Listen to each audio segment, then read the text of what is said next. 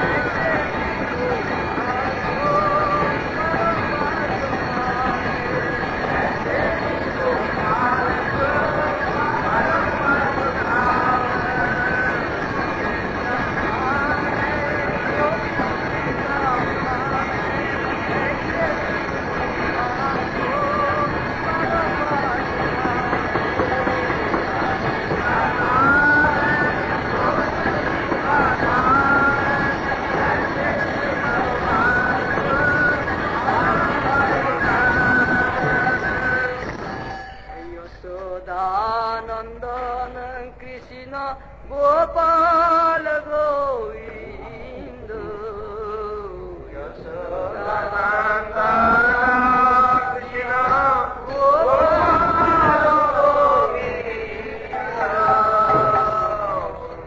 यशोदानंदन कृष्ण गोपाल गोविंद यशोदानंदन कृष्ण गोपाल गोविंद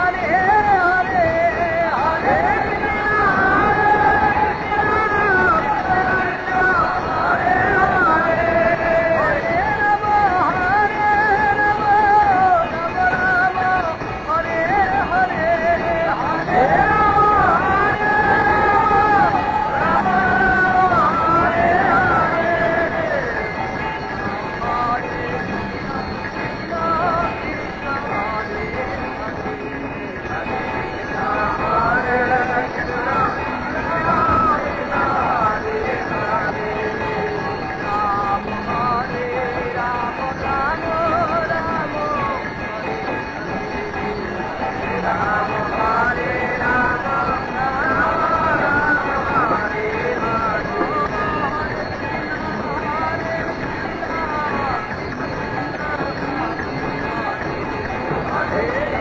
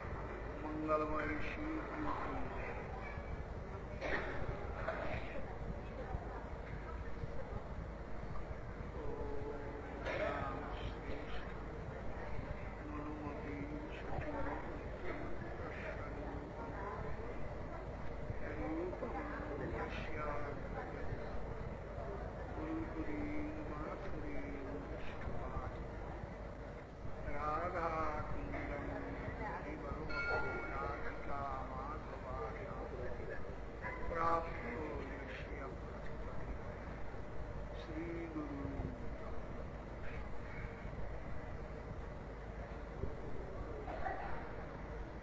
नाना शास्त्र विचार नैक निपुण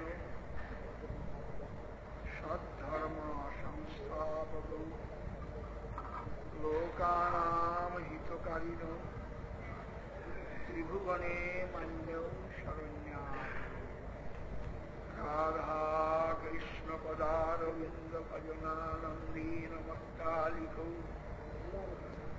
वंदे रूप सनातनौ श्रीजीव गोपाल वंशाकल्पतरुभ्यश्च कृपा सिन्धुभ्य च पतितानां पावनेभ्यो वैष्णवेभ्यो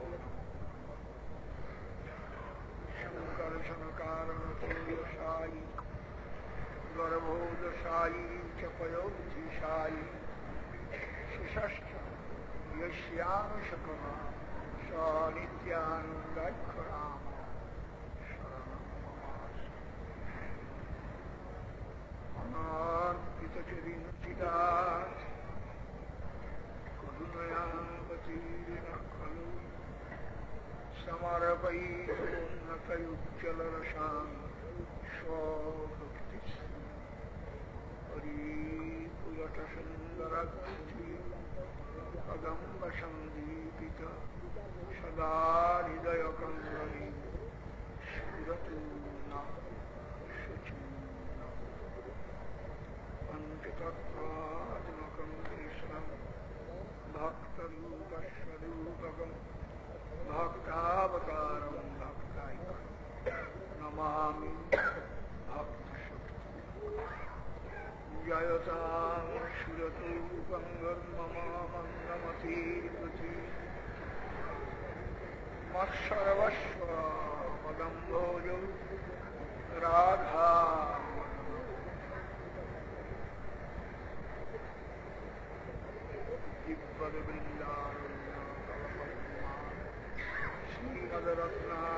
श्रीमद्रत्नारारसिंहासनस्थु श्री श्रीराधा श्रीगोविन्ददेवौ प्रेष्ठलीति सेव्यमानौ स्मरामि श्रीमान् रासरसारम्भे वंशीवटतटस्थित कर्षणवेणुशनैर्कोटि गोपीनाथ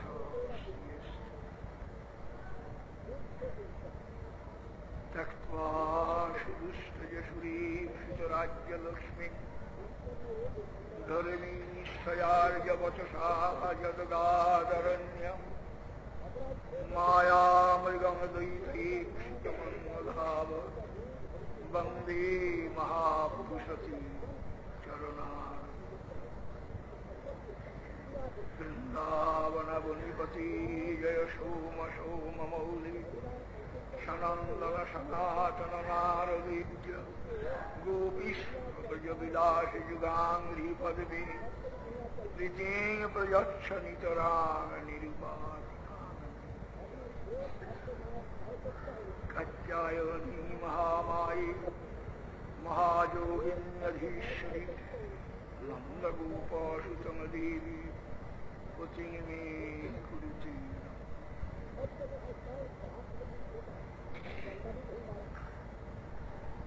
वन्दे नन्दव्रजस्त्रीणाङ्गपादरेणुमभीष्णश यासां हरिकथोदिगीतं नाची भुवनत्रयम् आदिशायस्य वदने लक्ष्मीर्यस्य च वक्षसि यस्यास्ति हृदये संवित् नारायणसिंहं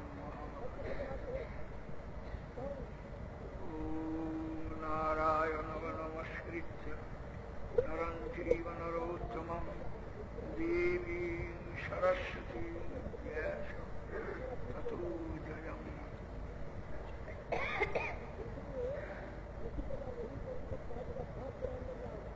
समवेत सज्जन मंडल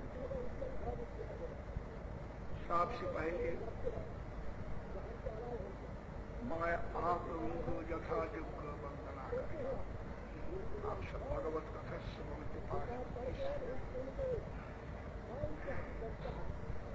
भगवान जैसा पूज्य, भगवान का प्रियजन भी सीमाफिक पूज्य। भगवत कथा में जिसकी रुचि वो जरूर भगवान का प्रिय, इसलिए भगवान पूज्य, भगवत कथा में जिसकी रुचि वो भी पूज्य, इसलिए आप सब मेरा पूज्य।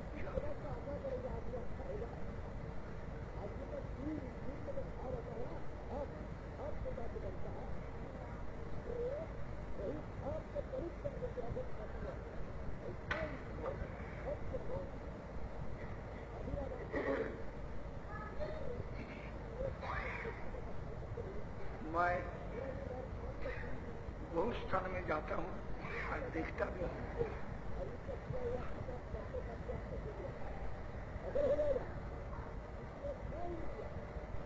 आदमी की श्रद्धा भगवान का मंदिर आदि निर्माण करने के लिए, भगवत विग्रहों की सेवा के लिए बहुत तारीफ की बात।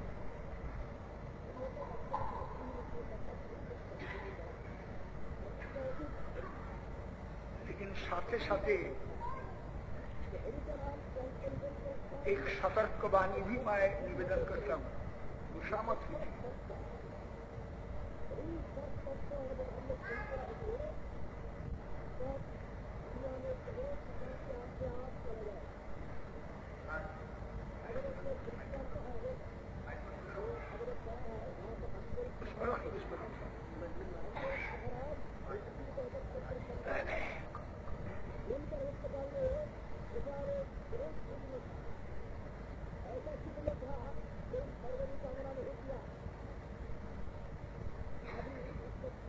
गीता जी में भगवान कृष्णचंद्र कहा है, अनन्यश्चिन्तयन्तु मां ये जना उपासते तेषां नित्याभियुक्तानां योगक्षेमं वहाम्यहम्। अर्जुन महाराज को कृष्ण कहते हैं, हे अर्जुन, जिन्होंने मुझे अनन्य भाव से चिंता करते हैं, जो लोग साधन भजन करने के लिए इच्छुक, वो लोगों के लिए मेरा यही वचन, जो परमार्थ विक्षु और परमार्थ पिपासु उनकी अनन्य चिंतन तो मांग मानी मुझको जो अनन्य भाव से चिंता करती और वस्तु को पर भाव अर्थात प्रेम व प्रीति राग के नहीं। भाव शब्द का तात्पर्य प्रीति व प्रेम। अनन्य चिंतयन्तो मां, मुझको अनन्य भाव से जो चिंता करते हैं, जिन्होंने चिंता करती, और जे जना पर्युपासते, जिन्होंने सद्पद भाव से मेरी उपासना करते, परि उपासते, परि सद्पद भाव, हर तरीके से मेरी उपासना करते, तेषाम वो लोगों की नित्याभियुक्ता नाम, जो उनके सारा इंद्रिय मुझ में ही लगन रहती, लेकिन हर तरीके से मेरी सेवा करती, इसलिए जिनकी सारा इंद्रियों मेरी सेवा में ही लगन रहती, वो लोगों का जो कोई वस्तु जरूरत मैं देता हूं, जो कोई पदार्थ है मैं उसका संरक्षण मैं करता हूं। योगक्षेमम वहाम्यहम्, उनका योगक्षेम मैं वहन करता हूं। ये दूसरा से वहन कराता नहीं, मैं खोद देता हूं, खोद करता हूं। तो मुझको छुटका किसको नहीं जानते, इसलिए मैं उनके लिए सोचता हूं। उनका जो कोई वस्तु, योग मतलब अलौध वस्तु की प्राप्ति, इसी का नाम योग। जो वस्तु लाभ हुआ नहीं उनको लाभ, क्षेम का मतलब जो वस्तु प्राप्त किया है उसका संरक्षण, इसका नाम क्षेम। वो माय करता, माय बहन करता, कराता नहीं, दूसरा से कराता नहीं। बाहोयाम ये बात नहीं कहा, बहान न हो जो वक्षेमम बहान।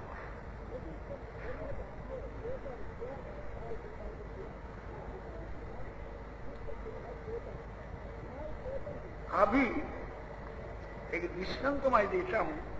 कोई एक पंडित, पंजाब का, पश्चिम पंजाब का एक शास्त्री मेरा पास बहुत साल हो गया आया था। स्वामी जी एकांत तो बात करने के लिए मैं घर से और हटा दिया, एकांत बात करने के लिए आया।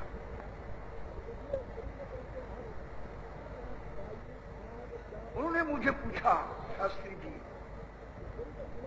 कि महाराज, स्वामी जी यही जो गीता का श्लोक आप विश्वास करते हैं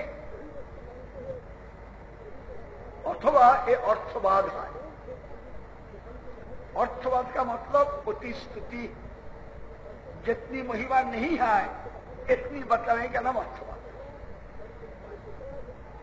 अर्थात ये जो बताया एक ही यथार्थ कहा आप विश्वास करते हैं, अथवा ये अधिक करके बताया आदमी का दिल खींचने के लिए। क्या आप करा है?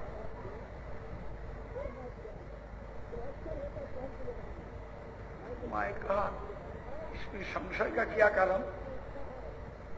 उनको पूछा आपका संशय का क्या कारण? संशय का मेरा यही कारण उन्होंने बताया। मैं लाहौर में जब था मेरा विशाल बिल्डिंग था, विराट पैलेस था, बहुत धन संपत्ति थी। लेकिन पार्टीशन के बाद जब मैं इंडिया में आया हूं तब मेरा बुरी हालत हुई है। यहां पर किसी प्रकार एक मकान मिला है, कैसा मकान, लेकिन 2 मंजिल मकान मुझे मिला है।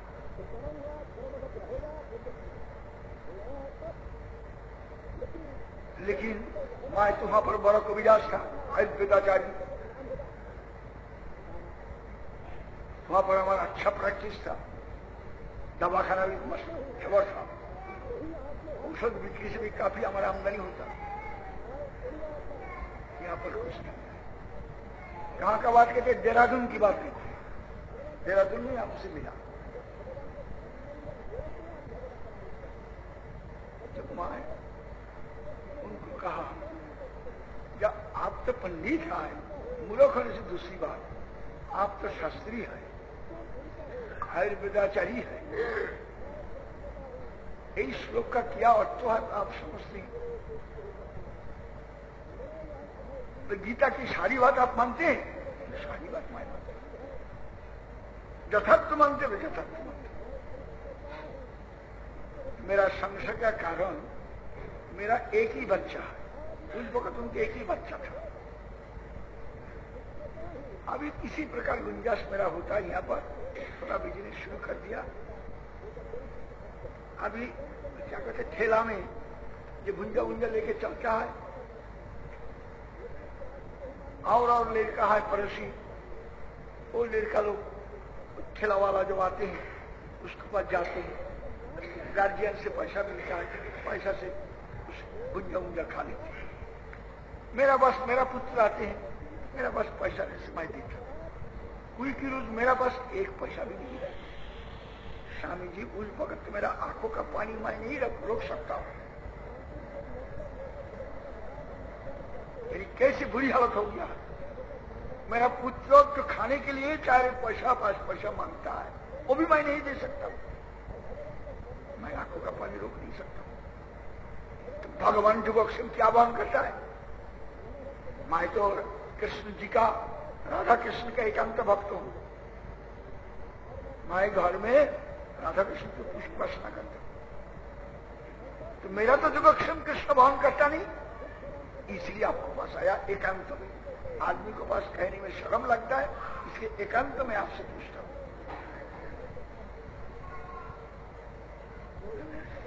माए उनको पूछा, जब पंडित है आपको मुझे बताना फजूल नहीं, तब भी आपका त्याग आया। मेरा वचन से आपका सुख होगा कि नहीं, तो मेरा संदेह है। मेरा वचन से आप मुझे मिलने के लिए आया है, एकांत मिलने के लिए आया है, भाई अपॉइंटमेंट आया है। अब ये मैं ऐसी बात करूंगा जिससे आपका संतोष नहीं हो जाए, क्या फायदा? नहीं, आप कहिए जो आप ठीक समझते ही बात कहिए। तब मैं कहूंगा आप डेली क्या काम करती, तो बताया। एकदम ब्रह्म मुहूर्त में, मैं ब्राह्मण का लड़का हूं, ब्रह्म मुहूर्त में उठता हूं, उठ के शौचादि कार्य करते हुए, स्नान आदि करते हुए मेरा संध्या वंदन आदि करता हूं। उसके बाद संध्या वंदन आदि करते हुए फूल का एक पत्र लेके, क्या कहते भाषा में मैं तो मालूम नहीं, फूल, बिल्वपत्र, चंदन, ये सब लेके हम चलता हूं, सिंदूर सब लेके जाता हूं।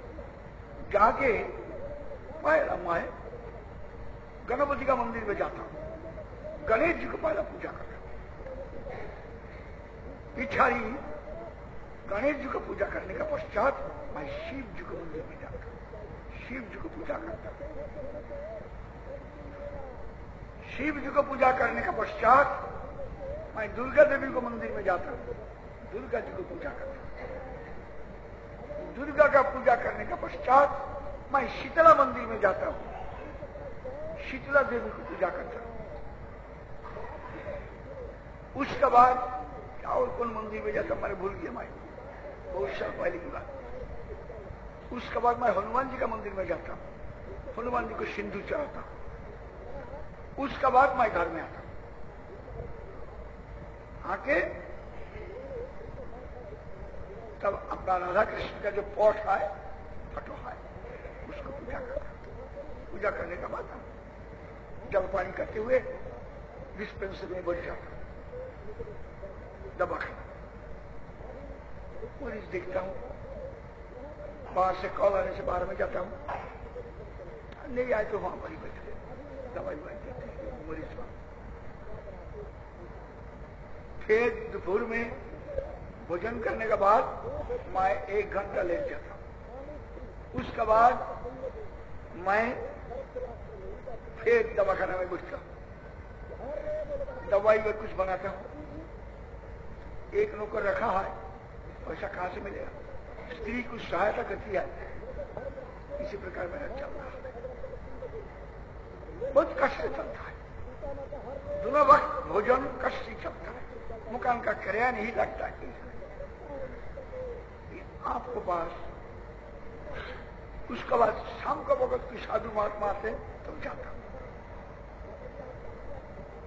आप जब से देहरादून में, मुझे कहते आप जब से देहरादून में, तब से मैं सुनता हूं, आपकी कथा सुनने के लिए जाता हूं। मैं उनको पसंद है, और एक परिचय दिया था पसंद।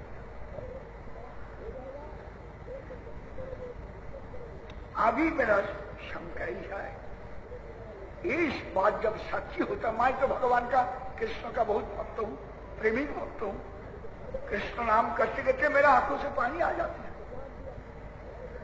मेरा कंप होता है, रोमांच होता है, रोम एकदम पसंद खड़ा हो जाता है, रोमांच होता है, कंप होता है, अश्रु निकालती, प्रेम होता है। शास्त्र में प्रेम का जो लक्षण है ये मेरा आ जाता है। कभी कभी स्वामी जी भगवान का दर्शन मुझे होता है, मुझसे कभी कभी स्पर्श भी होता है, कभी बात भी होता है, लेकिन इतना होता है तब भी तो भगवान तो मेरा युवक से बहन नहीं करते, जो मेरा जरूरत वो भी नहीं देते, जो मेरा हाय वो भी नहीं रख सके। कैसे मानेंगे मैं युवक से भगवान बहन करके? इसलिए मैं पूछा कि अर्थवाद की सच्ची बात है।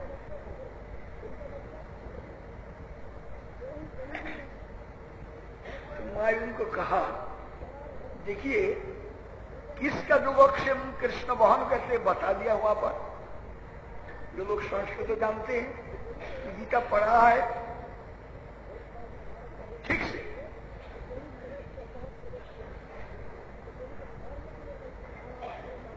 वहां पर कहती है अनन्य चिंतन तो एक कंडीशन, एक शर्त, जो अनन्य भाव से मेरी चिंता करते हैं। आपके कृष्ण चिंता अनन्य भाव से करते हैं, कहिए धोखा मत दीजिए मुझे। आप तो गणपति की चिंता बहुत समय करते हैं, सिद्धि कैसे देंगे मुझे, सिद्धि मिलेगा गणपति की कृपा होने से, रुपया पैसा का सिद्धि मिल जाएगा, गणपति की चिंता। फिर शिव जी को कृपा मांगते हैं, ये शिव जी कृपा करने से मेरा धन आ जाएगा। जाते हैं शिव मंदिर में रोज। फिर आप जाते हैं दुर्गा देवी का मंदिर में, कि दुर्गा देवी कामोदात्री, कामना वासना पूर्ति करने वाली, इसलिए आप दुर्गा देवी को बचाते हैं। कृष्ण नहीं कर सकता, दुर्गा कर सकता। फिर अब शीतला मंदिर में जाते, आपका बच्चा है, स्त्री है, आपका शरीर है, माता बीमारी कभी कभी आ जाता है शहर में, माता बीमारी जैसे आपको माता बीमारी से आपका कष्ट नहीं हो जाए, इसलिए मां शीतला को रोज पूजा देते हैं। कृष्ण रक्षा नहीं कर सकेंगे माता बीमारी से, मां शीतला रक्षा करेंगे। जब अनन्य चिंता भाई, फिर बजरंग जी को जाते सिंदूर चढ़ाते, उससे क्या मतलब है आप जानते हैं। आप तो अनन्य चिंता नहीं आए, एक शर्त पालन नहीं किया, एकांत भाव से कृष्ण चिंता ही आप नहीं करते, अनन्य भाव से कृष्ण चिंता आप नहीं करते। और दूसरा नंबर, जे जना पुरजुपाठ, आपका सारा इंद्रिय कृष्ण सेवा के लिए नहीं आए, आपका सारा इंद्रिय कृष्ण सेवा के लिए हर समय तो नहीं आए, और हर समय आपका इंद्रियों भी कृष्ण सेवा में ही लगन नहीं रहती है, नित्याभियुक्त नहीं आए, नित्य अभियुक्त सम्यक सर्वत भाव में युक्त लगन, सारा इंद्रिया सम्यक रूप से भगवान की सेवा में आपका लगन नहीं आए। तीन शर्त का एक शर्त आप पालन नहीं किया, कैसे भगवान आपको आपका योगक्षेम बंद करेंगे? कहिए क्या करना है योगक्षेम बंद करने के लिए? एक शर्त भी पालन नहीं किया।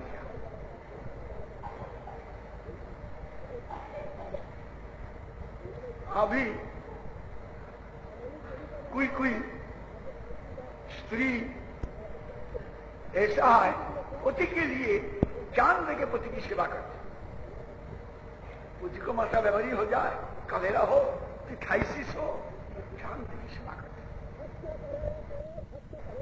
ऐसी सेवा करने वाली एकांत भाव से पति के लिए, पति उनको लिए भी उसी प्रकार करते।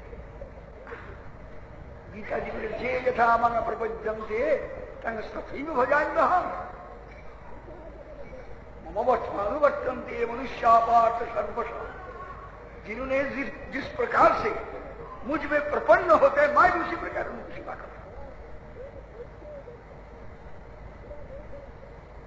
ये यथामन प्रपद्यन्ते, शांत भाव से, दैश्य भाव से, शुद्ध भाव से, वात्सल्य भाव से, कांत भाव से जैसा प्रपन्न होता है, ऐसे ही माई भी ऐसा ही सेवा करता है।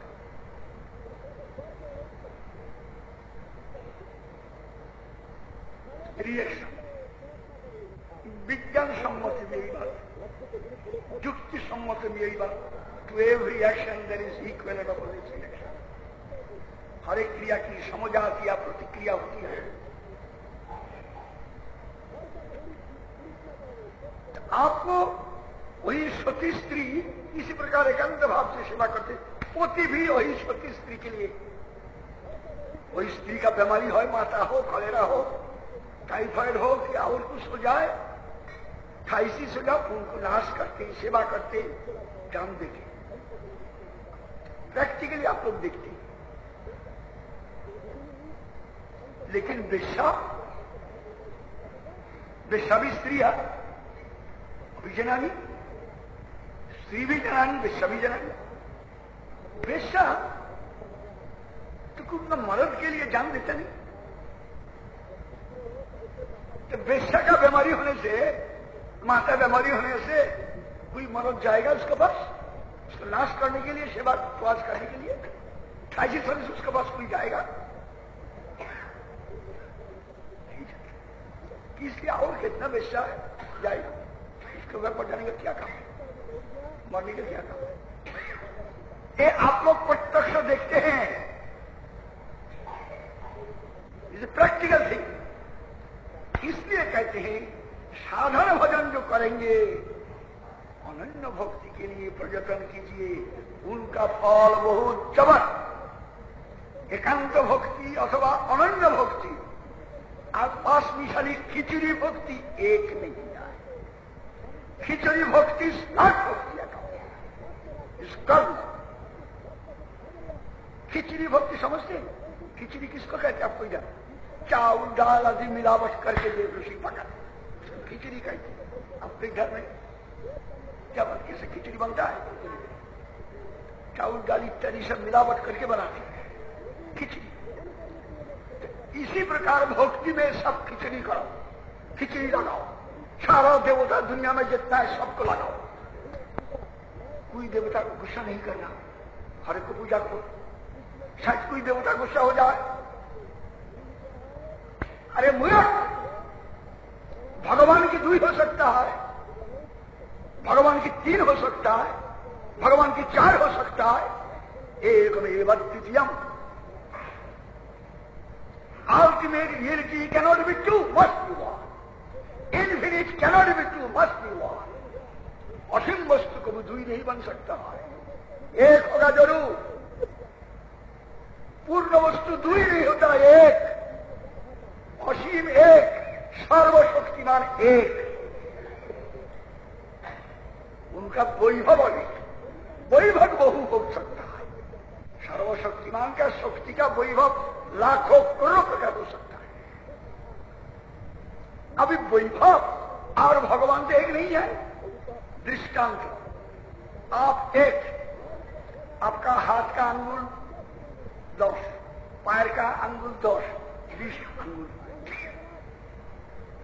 हाथ है, पैर है और इंद्रिय बहुत है। अभी आपका एक हिस्सा, मान लिया जाए आपका हिस्सा ये अंगुल, नौक, क्या है? ये अंगुल है राम बाबू, अंगुल है राम बाबू, अंगुल की राम बाबू है, राम बाबू का अंगुल है, अंगुल राम बाबू नहीं है। नखन शेठ जी का नख है, पैर अमुक अंगुल का नखन है, लेकिन शेठ जी नख नहीं है, नख उनका है, उनकी प्रॉपर्टी है, उनकी संपत्ति है, उनकी हिस्सा है। शरीर की हिस्सा का हिस्सा का हिस्सा।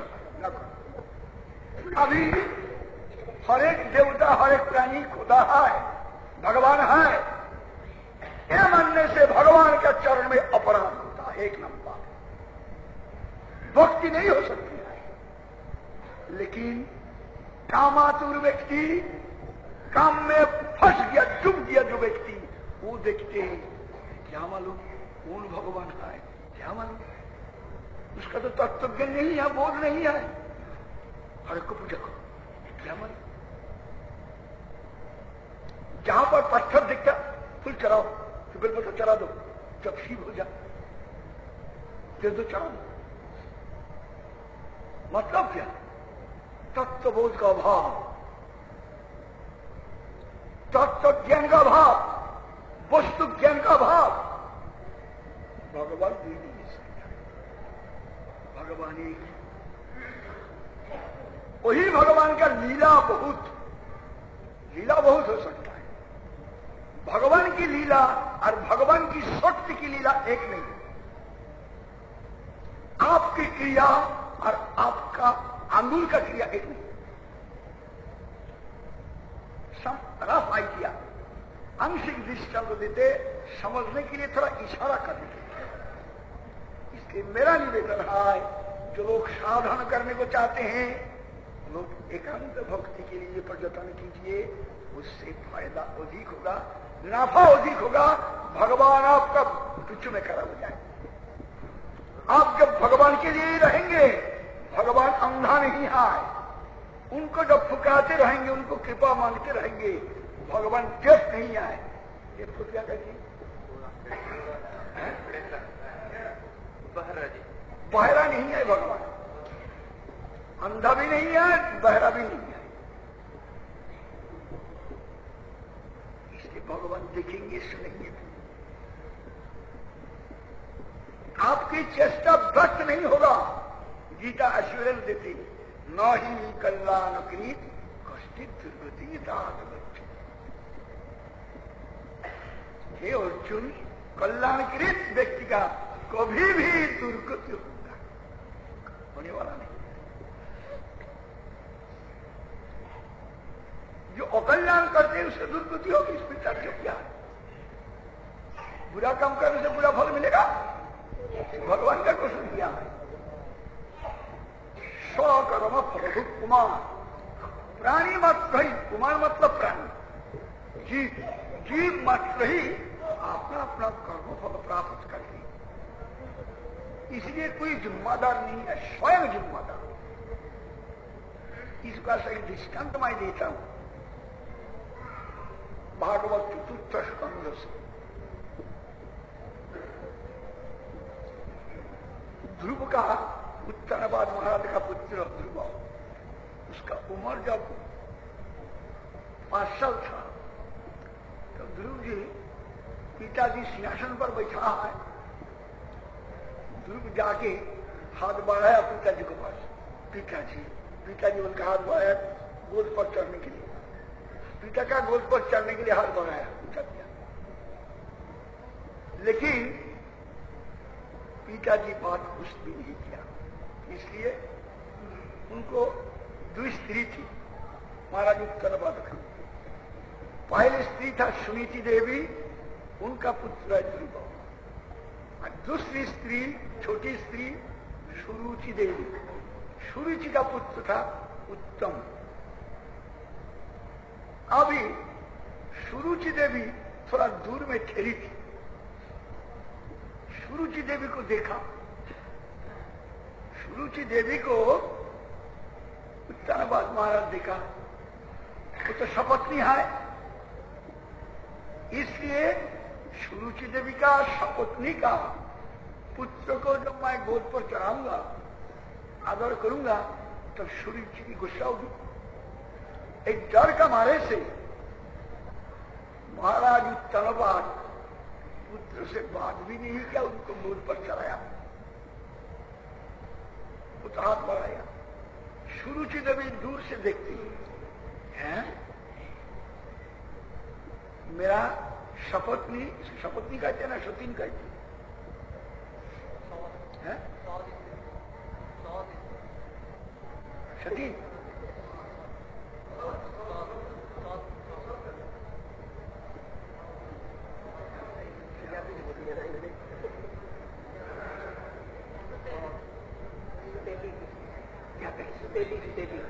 सतेली, सतेली की कहते हैं शपथनी को। सौत शब्द है जी, सौत, SAUT, सौत। सौत मतलब सतीन, सतेली, शपथनी। वही सुरुचि देखा ये सौत, मेरी सौत का पुत्र जो है, इसको तो शायद महाराज गोद पर चढ़ाएगा। मैं तो प्यारी हूं उनका, मेरा पुत्र उत्तम जो गोद पर बैठेंगे, और मेरा सौत का पुत्र एक क्या है, ध्रुव को ले लेंगे। जल्दी से आया, देख के नजदीक आया, आके ध्रुव को गाली दिया, ध्रुवा निकाल यहां से, निकाल यहां से, निकाल जा। चुपचाप है। उत्तानपाद महाराज एक बात भी नहीं करते, निकाल यहां से। जितना हिम्मत, जितना महाराज का गोद पर चल, सिंहासन पर बैठेगा, इतनी इच्छा है, भाग यहां से। ध्रुव चुपचाप है। रेफरेंस है श्रीमद भागवत चतुर्थ स्कंद, काहिनी मैं नहीं कि तो भागवत से रेफरेंस।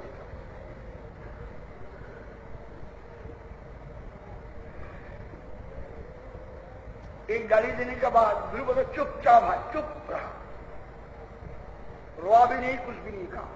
इस समय में सुरुचि देवी ही फिर कहने लगी, क्या कहूंगा, देख तेरी माता को महाराज प्यार नहीं करते, मुझे प्यार करते, इसलिए मेरा पुत्र उत्तम गोद पर चढ़ेगा, मेरा पुत्र सिंहासन पर बैठेगा।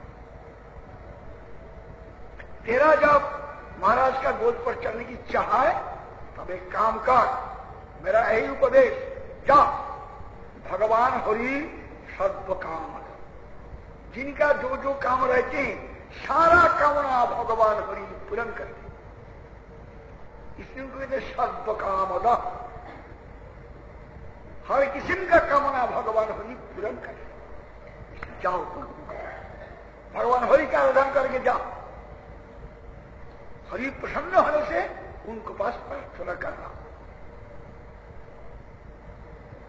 जब पूछोगे क्या प्रार्थना करूंगा, प्रार्थना यही करोगे तुम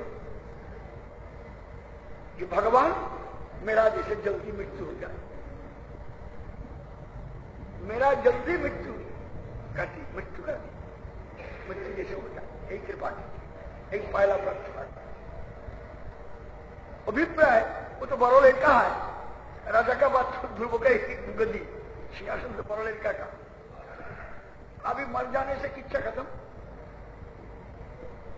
यही प्रार्थना कर जा। और दूसरा प्रार्थना कर,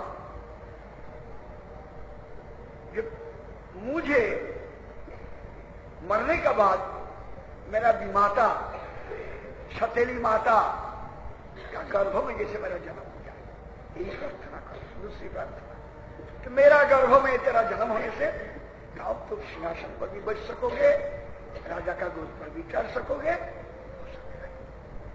अभी नहीं होगा, निकालिए।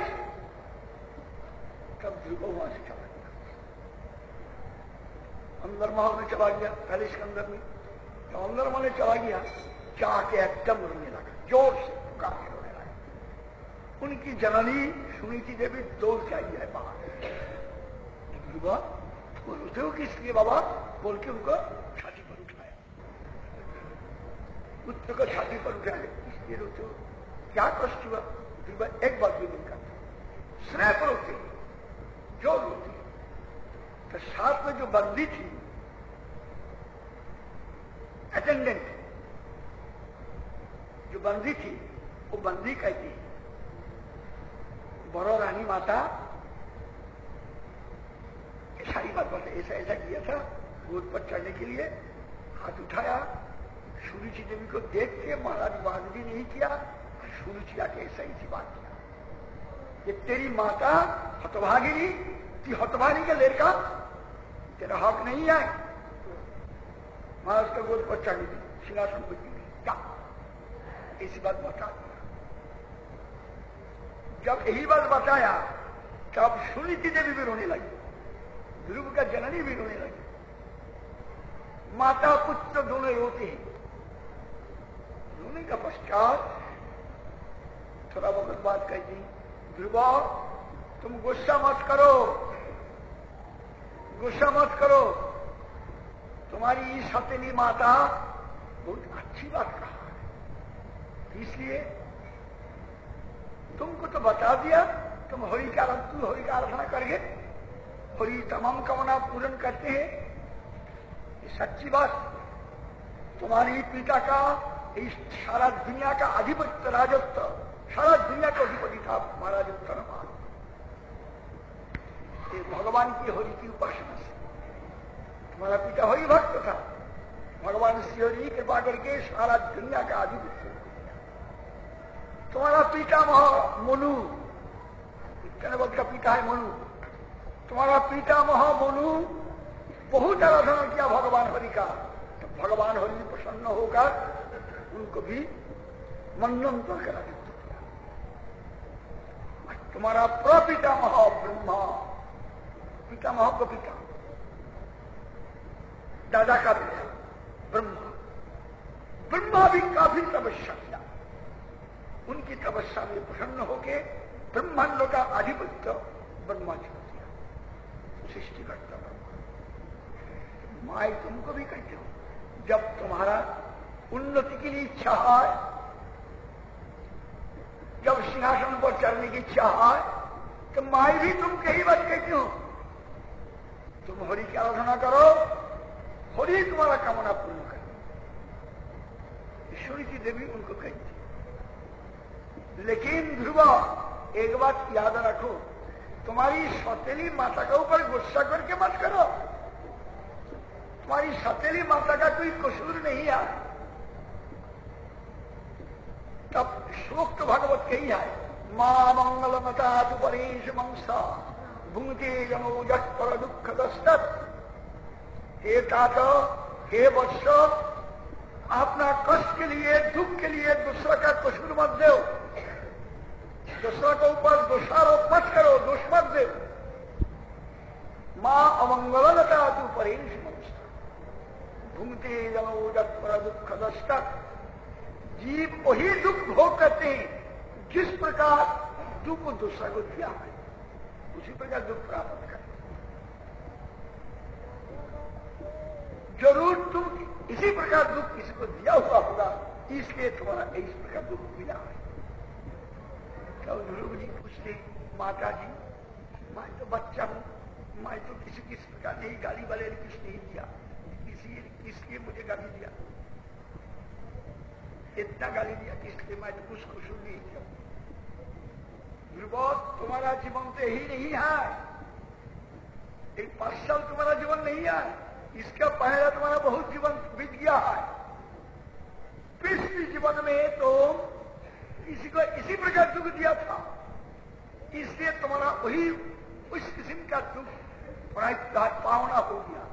वही दुख भगवान की इच्छा से तुमको मिला, किस उस प्रकार दुख तुमको दिलाया, जिसका फिर वही प्रकार दुख पावना हुआ है उसको द्वारा। इसलिए सुरुचि है निमित्त, तुम्हारी सौतेली माता बब्बी माता निमित्त होके तुमको दुख दिया। दुख का कारण तुम्हारा कर्मानुसार तुम्हारी सौतेली माता दुख दिया, सौतेली माता कारण नहीं है। यही दृष्टांत देने का हमारा उद्देश्य ही है,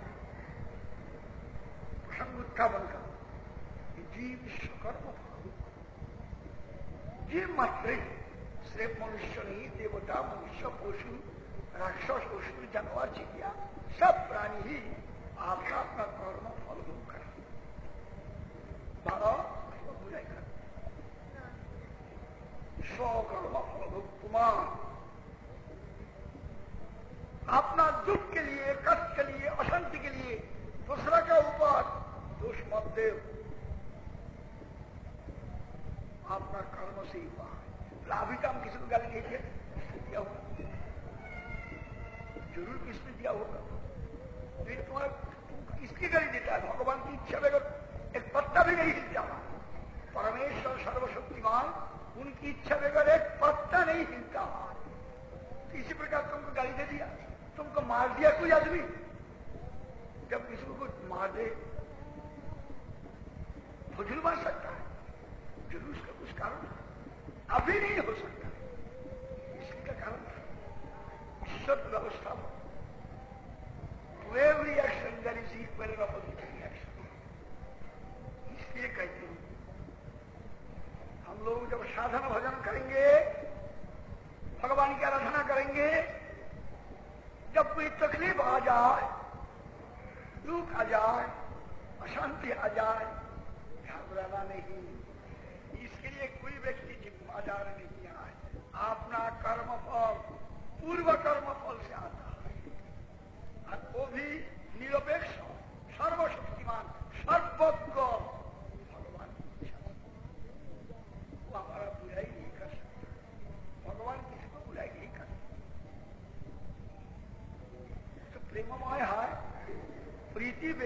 स्नेह बेगर उनके अंदर में तो हिंसा नहीं आए।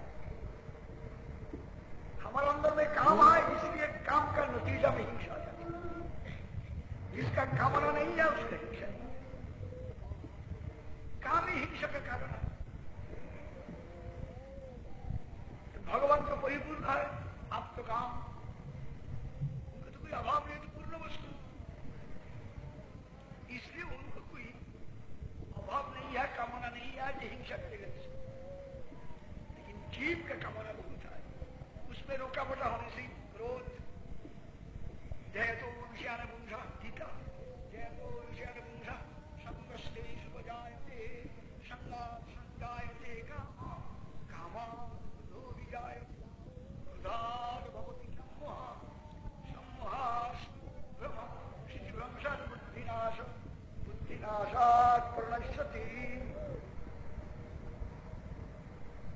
इसी प्रकार आदमी खत्म होता है, कष्ट पाता है,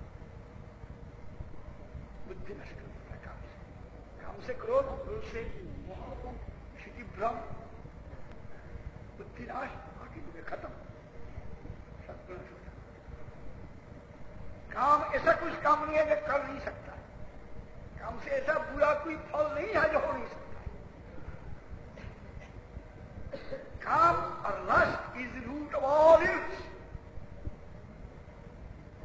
गीता जो पढ़ते हैं लोग याद कीजिए, भगवान कृष्णचंद्र कहते हैं कि नरक का दर्जा, नरक का दर्जा, दर्जा तो समझते हैं, द्वार दो, नरक का दर्जा तीन, अपना ध्वंस करने के लिए दर्जा वाला रास्ता तीन है। त्रिविधम नरकस्येदम द्वारम नाशनमात्मनः काम क्रोधस्तथा लोभ तस्मादेतत्त्रयम् त्यजेत्। हे अर्जुन, नरक का दर्जा अपना ध्वंस के लिए दर्जा तीन, काम, क्रोध और लोभ। इसलिए तस्मात् सुतरां अतएव तीन को त्याग देगा। तस्मात् एतत्त्रयम् त्यजेत्, अतएव तीन को त्याग देगा। एक रोज में नहीं होता, समय लगता है, साधन के लिए समय लगता है, तीनों को त्याग देना चाहिए। कैसे? मैं चोरी नहीं किया, मुझे चोर कहते क्रोध में नहीं होगा, इसलिए ध्रुव जी का दृष्टांत मैं उठाया। ध्रुव को सूर्य की गाली दिया, क्या कसूर, 5 साल उम्र का लेकर क्या कसूर किया, इसलिए गाली दिया। पिता का गोद पर पुत्र हाथ बढ़ाया, वो भी चढ़ा भी नहीं, हाथ उठाया, क्या कसूर पुत्र के लिए आए, ये कल्पना कर सकता है। गाली दिया, भगा दिया, वो सतेली माता, कारण सतेली माता निमित्त, ध्रुव का पिछले जन्म का कर्म ऐसा था, उन्होंने दूसरा किसी प्रकार का दुख दिया, इसलिए वही दुख प्राप्त था, वही दुख नहीं। इसी प्रकार हम लोगों का 1 नंबर, क्रोध नहीं करो, अपना कष्ट के लिए क्रोध मत करो। क्रोध से ऐसा कुछ नहीं होता, ऐसा कुछ काम नहीं है जो नहीं हो सकता, सब बड़ा हो सकता है। भाई भाई को काट देते, पिता पुत्र को काट देते, मार देते, पुत्र पिता को काटते, क्या नहीं कर सकता। स्त्री को हत्या करते, स्त्री स्वामी को जहर देती, सब उसका हत्या करते। ऐसा कोई काम नहीं है दुनिया में जो अकार्य जो नहीं है, जो कौन से नहीं होता काम नहीं। भोग के लिए लालसा, होशियार, जो मंगल प्रार्थी होशियार होना चाहिए। कैसे एडजस्ट करेंगे, कैसे?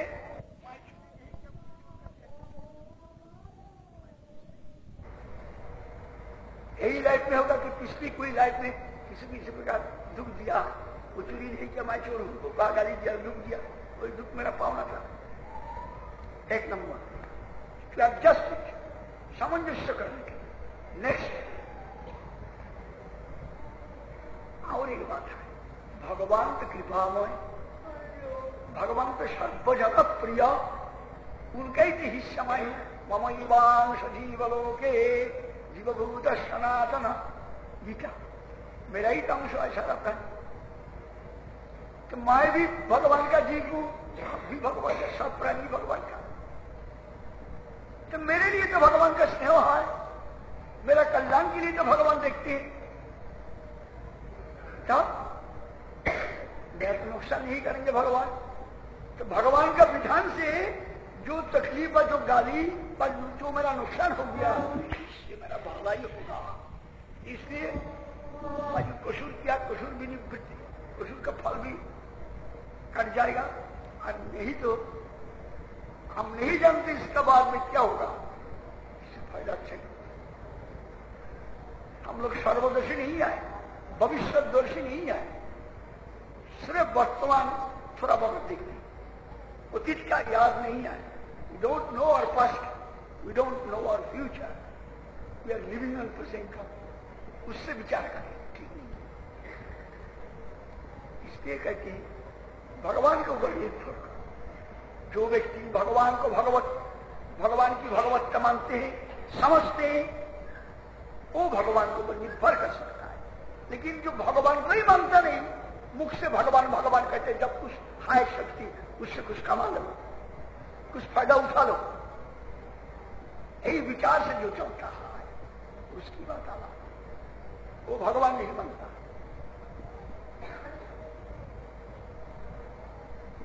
मैं एक दृष्टांत देता हूं तो विचार की बात थोड़ा ध्यान देने पड़ेगा, तब समझ में आएगा कम से कम भक्त लोग का। चैतन्य महाप्रभु राय रामानंद में एक बार चला हुआ साध्य साधन के बारे में, क्या साधन क्या सत्य जीव के लिए। तब बात करते करते एक बात उठाया, रामानंद राय जब कहा कर्मोत्याग साध्य साधन, पहला वर्णाश्रम धर्म को वर्णाश्रम धर्म साधन और विष्णु भक्ति साध्य ये बताया, महापुरुष नाकस कर दिया, ये वांछित नहीं। इसलिए वर्णाश्रम धर्म विष्णु भक्ति साध्य, ये वर्णाश्रम धर्म साधन, वर्णाश्रम धर्म में गुणमय धर्म, सात्विक राजसिक तम। सुतरां अज्ञान विजृंभित, अज्ञान से मिलावट हुआ है वही धर्म। अज्ञान का 3 भाग सत्व रजतमो, इसलिए अज्ञानमय भाव से लपटने का बाद सात्विक बनते हैं, नहीं तो राजसिक बनते, नहीं तो तामसिक बनते। वही अहंकार उसको होता है, वही अहंकार से जो काम करते हैं। सत्वगुण में ब्राह्मण, रजगुण में क्षत्रिय, तमगुण में वैश्य, तमगुण में वैश्य, तमगुण में शूद्र, इसी प्रकार होता है। लेकिन जब चैतन्य महाप्रभु के पास यही बात बताया कि साध्य है विष्णु भक्ति ऐसे करेंगे, वर्णाश्रम शास्त्र में वर्णों के लिए जो धर्म बताया, आश्रमों के लिए जो धर्म बताया, वही धर्म पालन द्वारा विष्णु को पृथ्वी दान करो, सेवा करो, वही जीव का साध्य है। जब ऑब्जेक्ट ऑफ लाइफ अभी जीवन और ऑल द जीवन ये बताया। चैतन्य महाप्रभु नाकस कर दिया, ये मैं मानता नहीं। हे राय रामानंद, तुम जो बताया आई कांट एक्सेप्ट इट, मैं स्वीकार नहीं करता। इसलिए ये तो स्वरूप का धर्म नहीं है वर्णाश्रम धर्म, ये तो विरूप का धर्म है।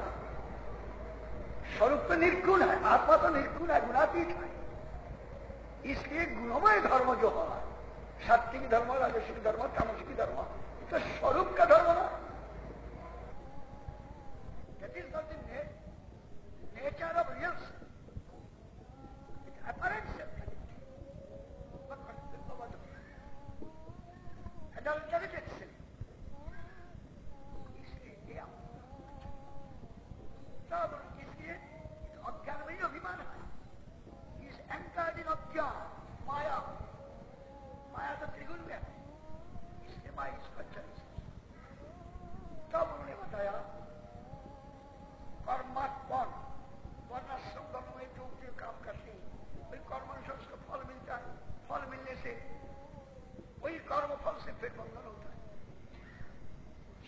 सत्कर्म करे, सत्कर्म करे तो सत्फल तो मिलेगा।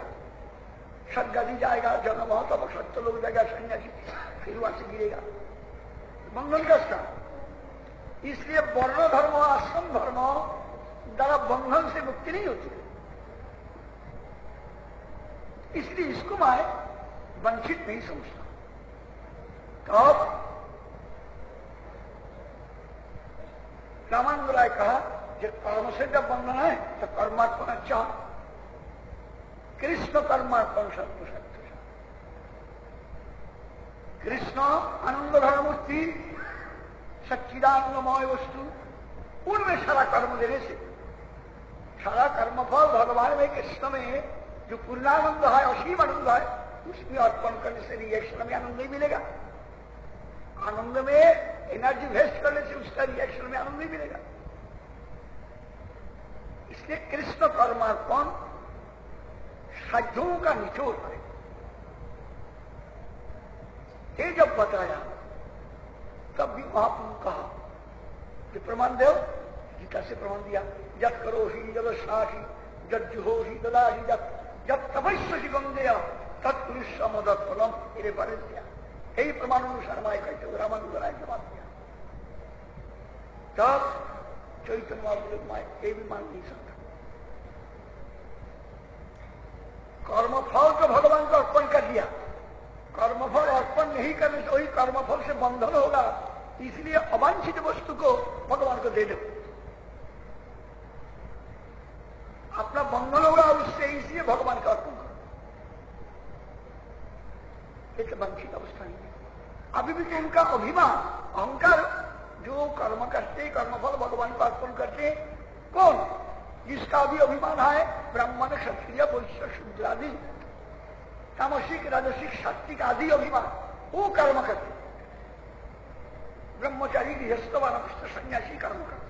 वही कर्मफल भगवान में अर्पण करने से थोड़ा अच्छा है, लेकिन उसका अभिमान का जड़, the root of his ego is the material phenomena.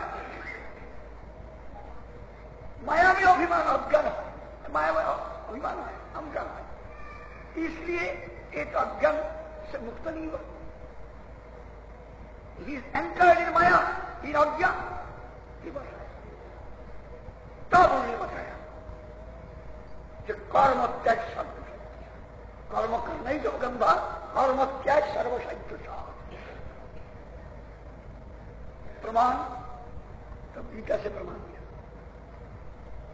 सर्वधर्मा परित्यज्य मामेकं शरणं अहं त्वां सर्वविद्यो मोक्षयिष्यामि।